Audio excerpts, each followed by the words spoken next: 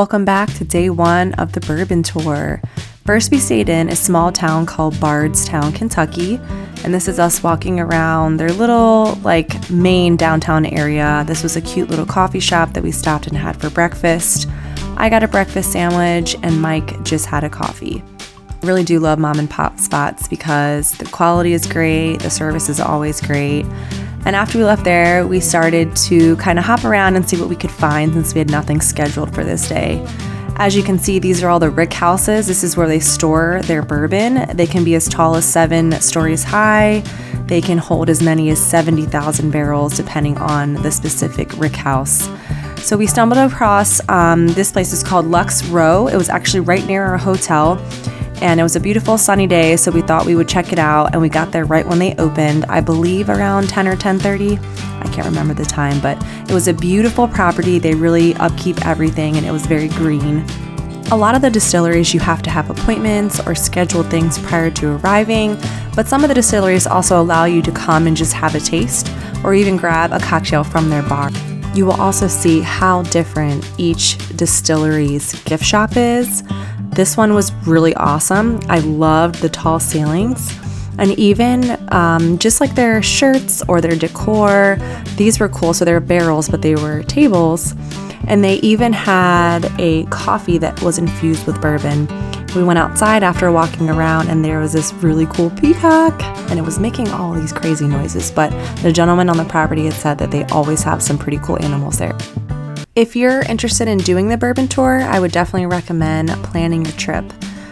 We learned that on Sunday, Monday, and Tuesday, a lot of distilleries are closed. So it's not always the best to just wing it like we did. I think planning it a little bit better next time would definitely be something that we'd want to do in the future, but we still had an amazing trip. Next, we decided to go to Heaven Hill, which I learned a lot about that I had no idea that they make several really awesome bourbons. Brick houses were gorgeous as well, and one of their newer ones that we're about to pass has a see-through area in the front, so it's glass, and you could see inside of it. It was pretty cool. But we also got lucky here because we did not make a reservation or make an appointment beforehand, and they had some availability, so we got lucky. For the 4 days that we stayed in Kentucky, we got really lucky with the weather. Only one of the days we had some rain, but it was a great trip. It's like the history area. Like I said, they make Elijah Craig, they make McKenna, and some other really great favorites of ours, but I love learning so many things about how it's made, where it's stored, and these, like I said, are some of the amazing bourbons that they make. Even mellow corn, I had never had it before, and it was very interesting. The woman that did our tour here was saying that a lot of places don't want you recording while you're doing the tastings or the tours, so I just sneaked a couple, peeks in while we were walking around before our tasting. But their gift shop was a lot of fun. They had a lot of food that was infused with bourbon, and like I said, this is our little setup. And got a bourbon ball at the end, which is like chocolate with a mousse on the inside. It was delicious. We also got to stop by Willet.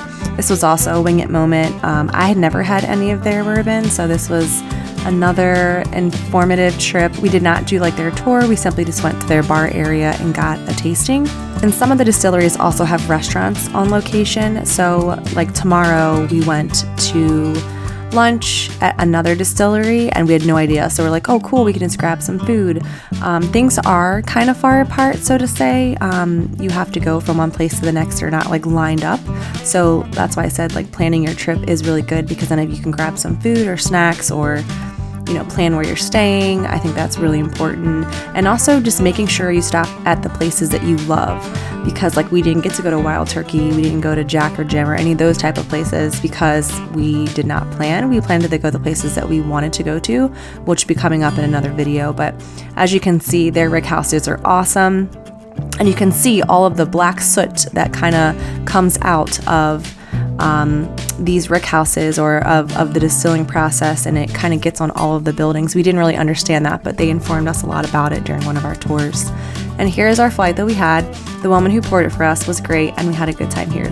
For dinner, we grabbed some really good barbecue that I did not get footage of, but this is pretty much all that we did for day one. We hopped around, figured some things out, and stay tuned for day 2 of the Bourbon Trail. Thanks for watching.